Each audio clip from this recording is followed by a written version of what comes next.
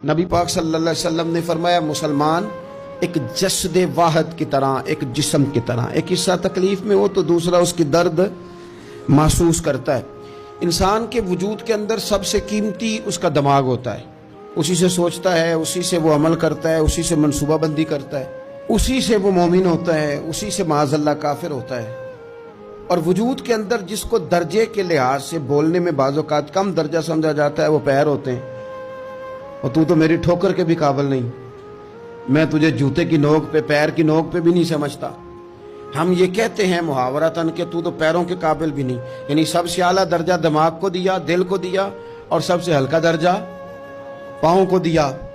لیکن مجھے بتلائیے گا، اگر کبھی پاؤں کی سب سے چھوٹی انگلی، چھنگلیا، چیچی، اس پہ اگر کبھی زخم لگ جائے تو جسم کا سب سے اعلیٰ حصہ دماغ ہے، دماغ نے کبھی یہ کہا ہے کہ چھوڑو یہ تو سب سے نچلا درجہ ہے، نہیں جانا ڈاکٹر کے پاس، اتنا ٹائم کہاں ہے، رہنے دو، چھوٹی سی تو انگلی ہے، خیر ہے؟ ایسا کبھی ہوا ہے؟ دماغ فوراً کہتا ہے کہ باقی کام بعد میں کریں گے، پہلے ڈاکٹر کا پتہ کرو، اس کو مرہم پٹی کراؤ، کیونکہ اسے پتا ہے کہ اگر یہاں درد رہی تو باقی جسم میں بھی درد رہے گی۔ اور یہ بھی پتا ہے دماغ کو کہ اگر میں نے یہاں علاج نہ کرایا انگلی کا تو کہیں پیر بھی سارا زخمی نہ ہو جائے، اور اگر پیر کا علاج نہ کرایا تو ٹانگیں اور باقی وجود تک بھی زخم نہ آ جائے۔ لہذا دماغ جلدی فیصلہ کرتا ہے، ٹیسٹ کرانے کا، چیک اپ کرانے کا، دوائی لینے کا، مرہم پٹی کا۔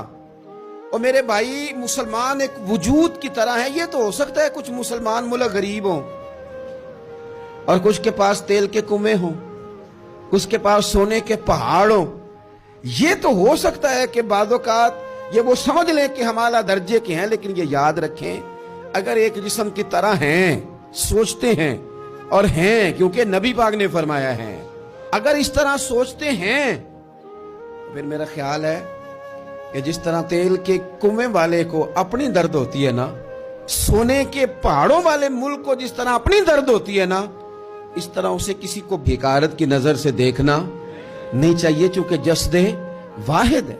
اور جسد واحد میں اگر کوئی درجہ بڑا بھی رکھتا ہو کہ جناب ہمارے پاس ایک بڑی جگہ ہے، متبرک جگہ ہے، ہم بڑے ہیں، تو آپ بڑے ہیں، لیکن بڑا دماغ ہی یہ فیصلہ کرتا ہے کہ بھئی وہ چھوٹا سا پیر کا حصہ زخمی ہے، جلدی کرو، علاج کراؤ۔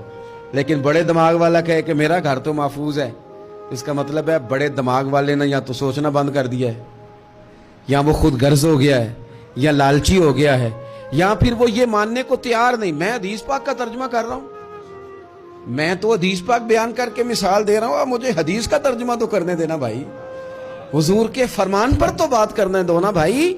یا تو اس نے اس حدیث کو سمجھا نہیں، اور اگر سمجھ لیا ہے تو یہ کیسے ہو گیا کہ فلسطین کی بیٹیاں روتی رہ گئیں اور تو رویا ہی نہیں؟ اگر تو جسد واحد تھا تو جس طرح تیری بیٹی روئے تو روتا ہے، اس طرح تجھے فلسطین کی بیٹی کے رونے پر بھی رونا چاہیے تھا، پھر تجھے فلسطین کی بہن کے رونے پر بھی رونا چاہیے تھا۔ یہ کیا بات ہوئی؟ ہم نے نا کسی کو چھوٹا سمجھا، کسی کو حقیر سمجھا، اور بھئی یہ تیرا خیال ہے کہ فلانا فلاں ہے اور فلانا فلاں ہے۔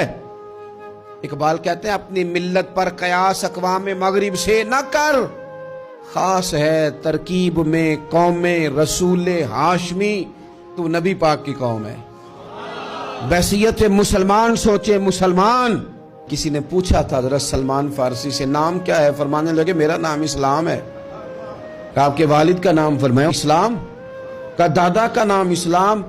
آپ فرمانے لگے تو کتنے کو سوال پوچھے گا، میں کتنے کو جواب دوں گا؟ سلمان کا ہر چیز ہی محمد مصطفیٰ کا دین ہے، میرا سارا کچھ میرے نبی پاک کا دین ہے، شروع بھی یہی ہے، اختتام بھی یہی ہے، یہی میرا سارا کچھ ہے۔ داستان حسن جب پھیلی تو لامحدود تھی، اور جب سمٹی ہے تو آقا بس تیرا نام ہو کے رہ گئی۔ بس ہم اتنے کہ ہم حضور کے غلام ہیں۔ تو مسلمان ہو کے سوچیں، بحیثیت مسلم کی اپنی ذمہ داریوں کا احساس کریں۔ اقبال نے کہا تھا میری زندگی کا مقصد تیرے دین کی سرفرازی، میری زندگی کا مقصد تیرے دین کی، میری زندگی کا مقصد تیرے دین کی سرفراز، میری زندگی کا مقصد تیرے دین کی سرفرازی، میری زندگی کا مقصد تیرے دین، یا رسول اللہ میری زندگی کا مقصد تیرے دین کی سرفرازی، میں اسی لیے مسلمان، میں اسی لیے نمازی، میں اسی لیے مسلمان، میں اس کے لیے کام کس طرح کریں، جدوجہد کس طرح کریں؟ تو ہمیں کہا گیا قوت عشق سے ہر پست کو بالا کر دے اور دہر میں اس میں محمد سے اجالا کر دے، دہر میں اس میں محمد سے اجالا کر دے۔ اقبال سے پوچھا، اقبال اس کام میں مدد کیسے ملے گی، کس طرح آگے بڑھیں گے؟ تو اس نے کہا بازو تیرا توحید کی قوت سے قوی ہے، اللہ تیری مدد کرے گا، تم موحد ہے، رب کو ماننے والا ہے، بازو تیرا توحید کی قوت سے قوی ہے، اسلام تیرا دیس ہے، کیونکہ تو مصطفی ہے، تو مصطفیٰ کریم کا ماننے والا ہے، تیری مدد ہوگی ہر میدان